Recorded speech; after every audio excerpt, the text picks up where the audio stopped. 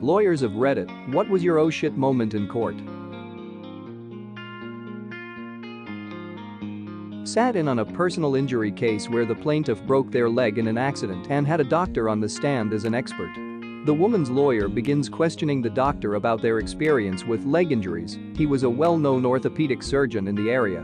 She asks if he has ever treated a tibula fracture. The leg bones are tibia and fibula, to which he only answers no. Then she starts grilling him with questions about the tibula. After about 6 to 7 questions she asks, how did you get a medical license and have been able to practice medicine this long if you've never treated a tibula fracture? And begins a small rant about going after his credentials and those that gave it to him, to which he simply responds, there is no bone named the tibula. The lawyer became beet red, and everyone in the room tried their best to keep from laughing, including the judge.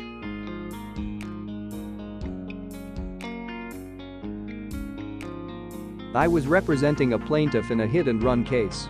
Plaintiff is testifying and is, despite me preparing them for several hours the previous day, an absolutely terrible witness for her own case. Like, she couldn't even identify the street she was crossing when she was hit by the car. It was a major highway, and we had gone through the sequence of events countless times the day before the hearing.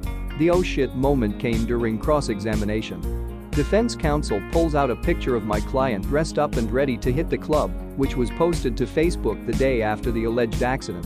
I, thinking quickly, object because the timestamp refers to when it was posted, not when it was taken. Defense counsel showed the picture to my client and asked her when the picture was taken. Sure enough, they say it was taken the day after the accident when she was supposedly in unbearable pain. Oh. Shit.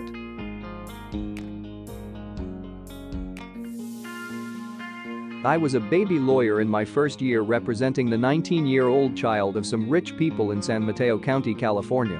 My client had gone on a bit of a shoplifting spree, and we were cleaning all her cases up with a global plea, meaning we handled them all at once. Being new, I filled out the plea form wrong, swapping the counts she was charged with for the counts she was pleading to. It's an easy mistake to make. Every court has their own unique form, and I was unfamiliar with San Mateo's. The judge calls my line, starts reading off the plea form, notices the mistake, and then starts screaming at the top of his lungs, counsel. What is this? What is this? Is this your first day on the job? This is a court of law and we do not accept mistakes. Fill this plea form out correctly or I will have you taken into custody for contempt. I did not expect a reaction like that. My client, who had clearly just taken a huge bong rip at 8 a.m. and who was wearing an all-pink velvet tracksuit, was looking at me like I was the biggest idiot in the world. I corrected the plea form. The judge made me wait until the very end of the calendar to take my plea. Afterward, he called me up to the bench. In private he told me, sorry to ream you like that. Everyone messes the plea form up, so I always pick the youngest lawyer to yell at.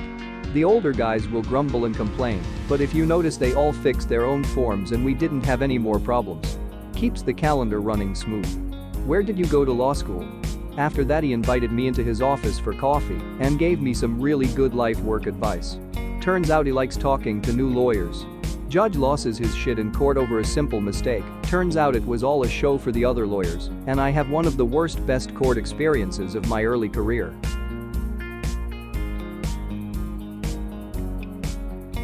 Represented a woman charged with multiple very serious felonies. She insisted that in the months before the offense, she'd been seriously dating one of the detectives who ultimately wound up investigating and testifying in her case.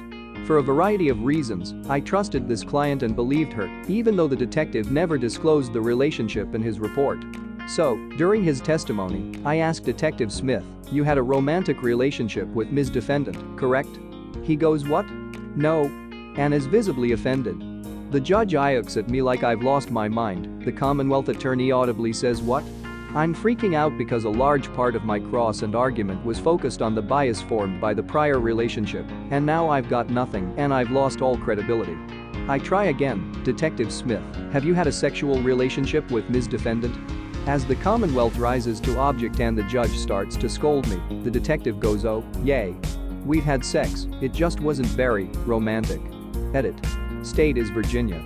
The jury acquitted my client of the relatively minor charge that the detective in my story was involved with, but convicted of the other, much more serious charges that detective had nothing to do with. There was a confession and video on the serious charges, so it was kind of a no-brainer. Sorry, I'm being kind of intentionally vague. There are no confidentiality concerns, since this all happened in open court, but it's distasteful to give out too much information about a client. The detective was not disqualified, his testimony was not thrown out.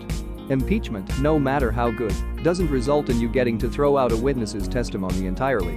By the way, it wasn't really the sex that was the issue, it was that he didn't disclose it to anyone and his repeated insistence under questioning that he didn't disclose it because it was irrelevant. Like Watergate, it's not the crime, it's the cover-up that gets you. But I don't get to demand the judge throw out the testimony or that charge just because the cop failed to disclose a prior relationship with the defendant. I just get to point it out, argue it in closing, and then hope the jury also sees the relevance. UK, bear with me on this one. I was in court listening to the most boring old defense lawyer you've ever seen. He was questioning the arresting officer in the case. It was drugs or something like that. Anyway, he's droning on about every little detail, and the magistrate was constantly telling him to hurry along. The arresting officer was getting noticeably annoyed, and the room became empty pretty quick. Everyone was very bored and annoyed. He was droning about details that I'm not sure anyone was really listening to or cared about. Anyway, he went over arrest times and the likes with the officer, time he admitted the suspect and released him. He had bored the officer to the point where he was barely paying attention. So he was admitted in at 9:45 on the night in question? Yes, and released the night after? Yes, and that was what? Just after 10 p.m? Yes? What time after 10? I don't know, 10:15 maybe. So my client was detained for more than 24 hours. Wait. The penny dropped. The officer let his guard down and had revealed he kept the defendant for more than 24 hours, which is the max time for detention in the UK. The defense rested and the magistrate threw the case out immediately. Well played, sir, well played.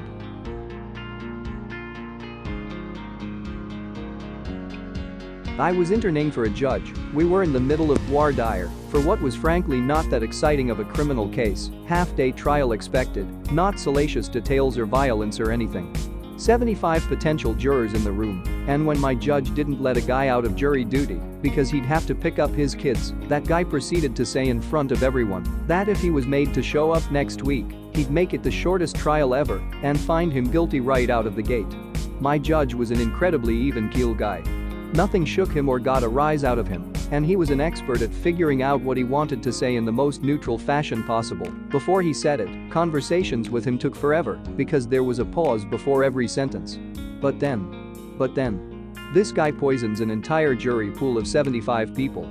We had to individually question each person to see if that little outburst was going to affect their impartiality, etc. 75 in camera interviews later, judge pulls the guy back in front of everybody and begins to scream at him about disrespecting him, the courts, and every other juror's time.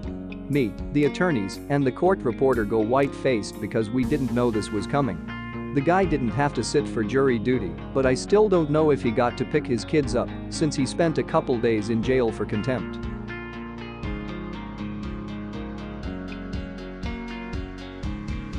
Thanks for watching.